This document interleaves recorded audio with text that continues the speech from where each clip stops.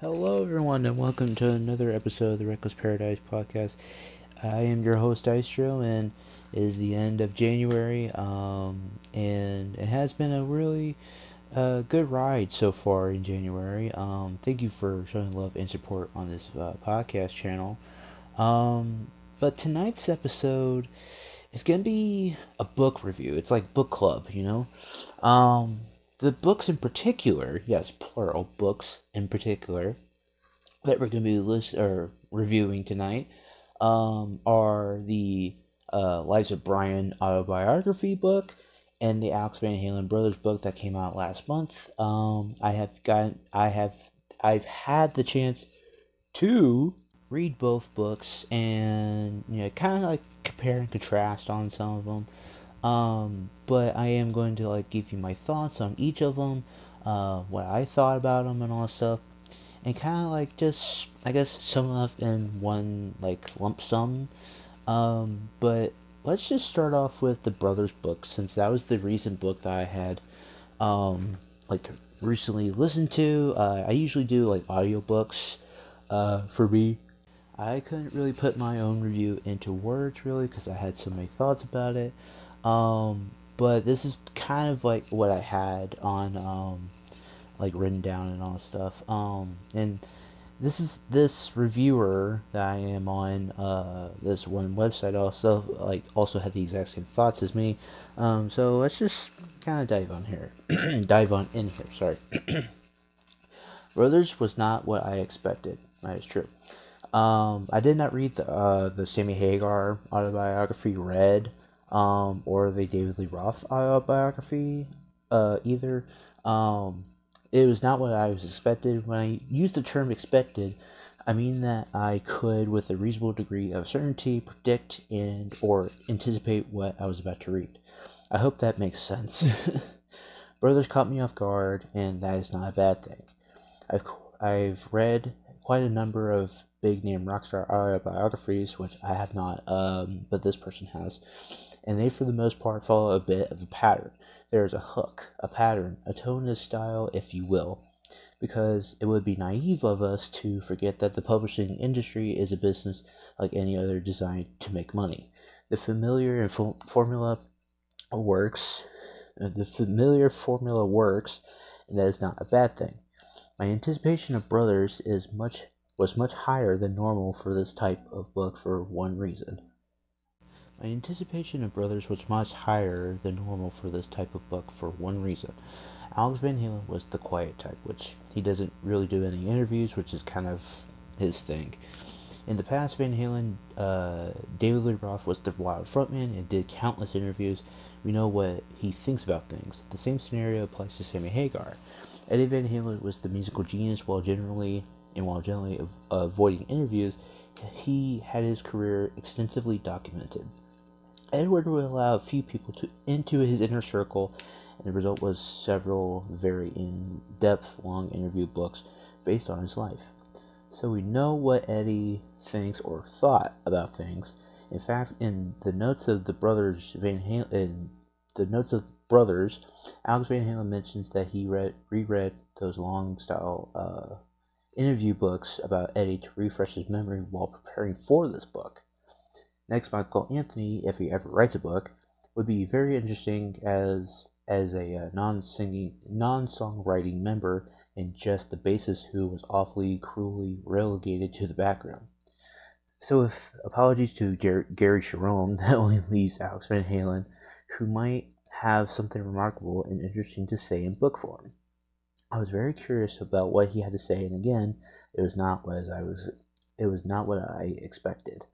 I agree with this person too. It was something that I didn't really I had like not low expectation, but I didn't know what to expect out of the book. And kudos to my friend and fellow podcast partner Marissa for reading this book. She actually had a physical copy, and she actually read the book. And she said that towards the very end, she was crying towards the end, which was that's a telltale sign of like that's a good like tearjerker book there. Brothers is a decent hardcover with a few dozen colored pictures on two sections of glossy plates. There are a few candid snaps giving us a glimpse into their early pre-Rockstar lives. It is surprisingly short, just under 230 pages, although some people may not know, care, or bother to make the distinction. But Brothers is not an autobiography. It is a memoir about a short period of time and or theme. The title alludes Brothers is about his relationship with Edward Van Halen and to a lesser degree David Lee Roth, who for some odd reason Alex unconventionally refers to as David Roth for the entire book. I thought that was kind of funny because he didn't want to do David Lee Roth. He just referred to him to just David Roth. That was funny. Let's look at the unexpected first. Brothers is not really about Van Halen the band. It is by default about the band, but shockingly the book ends in 1983. That is it. I understand that maybe he or his agent or publisher wanted to create demand for a second book later down the road. Alex barely mentions Sammy Hagar or Michael Anthony. Each former band member is mentioned in the briefest of passing, and even more shocking about Hagar or Anthony are not thanked in the credits, which is kind of interesting. I thought that was kind of like, not shots fired, but it was kind of like one of those things where it's like, Sammy, he kind of brought stuff to the band, but he just didn't really like mesh well with Eddie and Alex, I think. And it's not cool, it's not classy.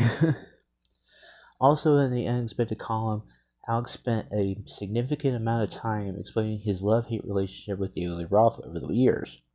I had assumed it was usually Roth versus the Van Halen brothers, but in reality, often Alex sided with Roth and fought with his brother about creative issues. Again, Anthony never enters any of these conversations. Roth was the very first person Alex called when Eddie died, and Roth and Alex have been semi-estranged for 30 years at that point, which is crazy. Alex admits he never really got over Roth quitting Van Halen. Over 4 years later, referring to the departure of Roth, Alex writes, "It was the most disappointing thing I've ever had to experience in my life. The thing that seemed the most wasteful and unjust until I lost my brother." Considering the fact that he had just lost both parents and had 2 divorces, he considers the loss of Roth as one of the worst things that happened to him. It was telling, and I was surprised how much love and admiration Alex still carries for Roth, despite his faults. Yeah, I thought that was kind of shocking too.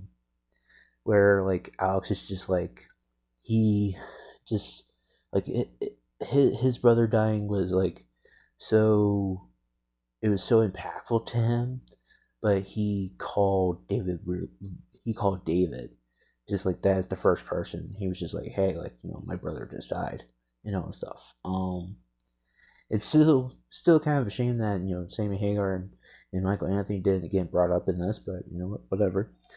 Van Halen doesn't really tell all, and there is not much in the way of sex, drugs, and rock and roll. He told few brief stories about fashion hotel rooms, but that is not new or exciting information. He still seems to be very private. He mentions his 2 divorces, but nothing about them. He has 2 kids and a wife, but they are barely ever mentioned. His publicized addictions are glossed over. He barely touches on the death of his parents, and the entire process, for lack of a better term, of the death of his brother is skipped. The last several chapters are about Roth leaving the band, and it all ends prematurely. If you bought this book in hopes of learning more about Alex Van Halen, you'll be a bit disappointed. Yeah, I thought it was just kind of like, I was like, okay, like it kind of just ends abruptly. I know Marissa had some different opinions on it. She thought it was pretty good. I thought it was pretty good too. But when we get to the Brian Johnson book, I'll go a little bit more into depth on that too. Despite all of my preconceived notions about what Brothers should have been or could have been, I enjoyed this book remarkably. I found chapter 13 to be extremely insightful intelligent as Alex expands on the different types of creative genes while referring to Eddie and Dave. Manufactured, or neutral, or defined, which is Eddie and Roth, Alex really had some profound comments that, again, I did not expect.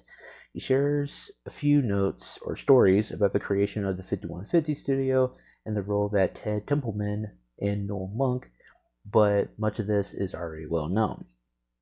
Brothers is a melancholy, tender, and angry all at the same time as Alex Van Halen shares story after story about his brother and their musical and emotional bond.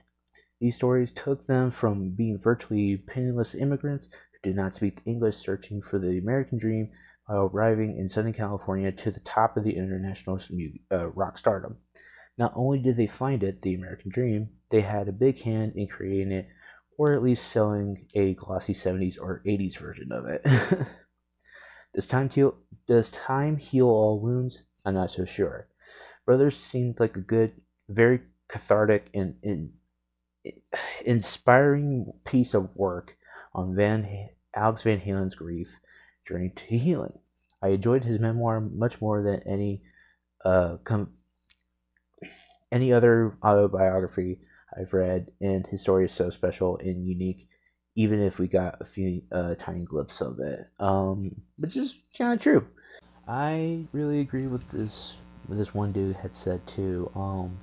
I had my thoughts about it. It was just interesting that Alex, like, when he would just be super reserved. He would be just so quiet. He did not want to like just talk at all. And it's like you could see in like the Hot for Teacher video back in the day and all that stuff. He did not want to dance or do anything. He was just like just there and all that stuff.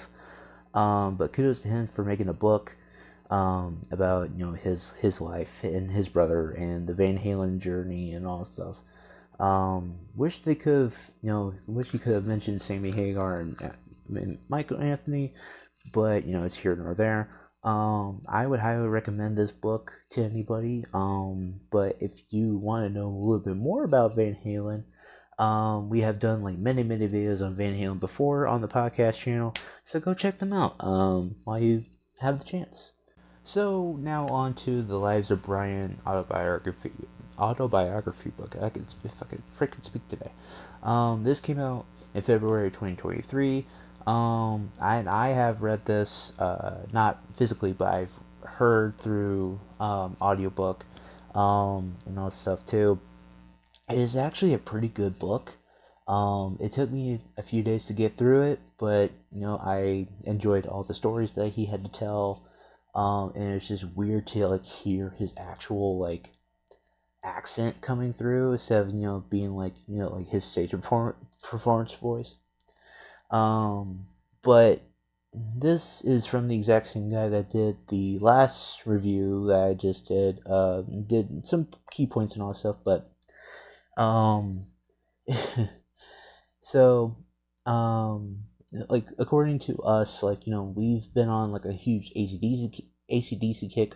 Me and Marissa have especially done the whole discography of the ACDC albums. Some of them were hit or miss and all that stuff too. But so back in 2009, ACDC vocalist Brian Johnson wrote his first book called Rockers and Rollers. And it was just about stories about his enthusiasm for cars. And I'm not really a car guy, but I am. This guy is not a car guy, but I am. So it didn't really resonate. I did notice that he was a very entertaining writer, and I hope that one day he would write another book about himself in ACDC. In the new book, The Lives of Brian Johnson, has been published, and he is halfway there, and I'll explain in a moment. So talking about like the publisher, William Morrow had published his new memoir, and talk about like lots about like photos with Brian Johnson back in his youth and all that stuff. The reason why I said Johnson is halfway there, and that is this book is not really about ACDC. It's about his life story up till Back in Black, which is from 1947 to 1980, which is actually kind of cool, like to see or to hear his life story from coming into America, or well, kind of like still being within the country that he was in at the time, and kind of just like growing up on the rough streets and all that stuff. And then like when Malcolm and Angus had heard about Bon Scott passing away, like his mother was just like, hey, like check this guy out. I mean, we've done a whole bunch of stuff over ACDC before, and it's actually kind of cool to like just to hear it for the first time too. Um, so there is rigid, traditional ACDC material naturally, but minimal. As always, the well-worn literacy device of the hook is applied. In this case, it is in Edmonton, Canada, in 2015, just up the road from this guy. Right after a massive ACDC gig where Johnson first loses most of his hearing, which is still true to this day. Prognosis is not good. After ignoring the issue for a few weeks, it gets worse, and he's advised that he will have to undergo immediate emergency surgery or he'll go deaf forever. I am hooked as the story of hearing problems is finally told in detail when we come back to it 300 plus pages later. Which is true. It's like it starts off the story with that, and then it's like later on in the story, it's like you have like the surgery and all that stuff, and it's just like what? We cut back to the beginning, and a chronological story of his parents in early life. Brian tells it all: wives, kids, girlfriends, drugs, virtually none, pints, very many, jobs, military service, and more. Even if he was not in ACDC, the man had a pretty fascinating life. The tale seemed familiar, not necessarily the specific details of his life, but there have been several other metal autobiographies by British metal dudes who grew up post-war England. They all had a commonality with stories about poverty, the factories, the working class, horrible jobs, bullies, angry/distant fathers, football, smoking at age 13, working men, pubs, and clubs, and the birth of rock and roll. It is not surprising that many of our rock heroes are at that age where they want to write their life stories. Johnson takes us down this well-worn path with grace, style, and most of all, humor. Most of all, good humor. Johnson is an amazing storyteller. That is true for a fact. I was fully engaged on every level. For example, I heard about the story about him in his first audition for ACDC in London many times. It is a ACDC legend. However, to read his true full-length version of it, I got choked up, desperate, broke, separated from his wife. Somehow, fate intervened not once but twice, including a flat tire on the highway to the audition, to get him to London to meet the band. He made it, and the rest was history. He took countless long shots and won. Everyone likes a success story. What was engaging that was most of the time he admits he had no idea what he was doing, but he was smart, hardworking, personable, and always decided to go for it, failing often but winning in the end. Johnson is a rocker from birth, and it seems he had spent a large amount of the books talking about his various bands. Section 5, Gobi Desert Canoe Club, Jesper Hart Band, Buffalo, and of course many variations of Geordie. I had no idea how big Geordie was back in the day, which is true. Thank you to Marissa for getting me into them more. They had hit singles, international tours, and more. He says almost exclusively all of his bands that weren't very good, but he had the best time of his life and still friends with most of his old band chums. His self-deprecating sense of humor is very charming as well. He also puts to rest once and for all the rumors seemingly spread by one journalist in Australia that Bon Scott wrote the lyrics to Back in Black, and his estate is potentially owed millions in back royalties. Hopefully this settles the issue once and for all. So then we circle back and cover the events of his hearing loss, surgery, and eventual recovery. It was nice to have clarification that he chose to leave the band. He wasn't fired, and ACDC, to their credit, had tour obligations to meet and cancel, and to cancel it would have cost them a fortune. So they snagged Axl Rose, and we all know how that went. It did not seem to be cutthroat as the media made it out to be. Everything ends on a high note and a promise of a future book that covers the extensive years, maybe decades, in AC/DC. Um, and I actually agree with that too. I actually liked Brian Johnson's book just a little bit more than Alex Van Halen's book. And plus, like, each autobiography, or both of them, I should say, it has to do with like their respective bands. Like, like sometimes like people in bands can fight, and it takes something or somebody to be like, hey, like, get your shit together. Let's just make some music, and we can worry about this another day or something. Um, and plus, I liked that in both bands they had two brothers in it. Because it wasn't going to be like the young band or anything. It wasn't going to be young brothers. It was just an AC/DC thing, and then like you have Van Halen and then all this stuff. And I love that in the book for Brian Johnson, like he had to choose his own hearing over rock and roll, which is very commendable.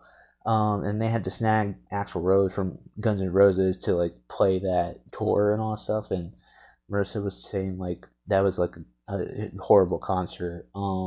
I've heard many times that it's not been good.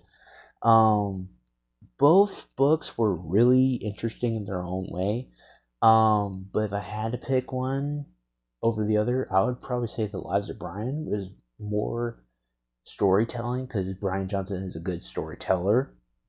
And plus, Brian has, talked about in so many interviews before, being like yeah, like I lost my hearing and then I had surgery and then I had to recover and all that stuff and then I'm back out on the road again and all that stuff. But it's like nobody really knows the life story of Brian except for Brian, if that makes any sense. Um, but all in all, both books were really good. I highly recommend you seeking both of them out.